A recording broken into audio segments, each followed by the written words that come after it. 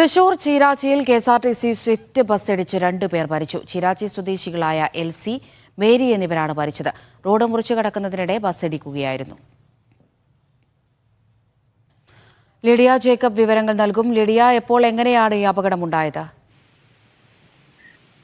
അമൃത, ഇന്ന് രാവിലെ 6:30 ഈ ദാരുണമായ അപകടം ഉണ്ടാകുന്നത്.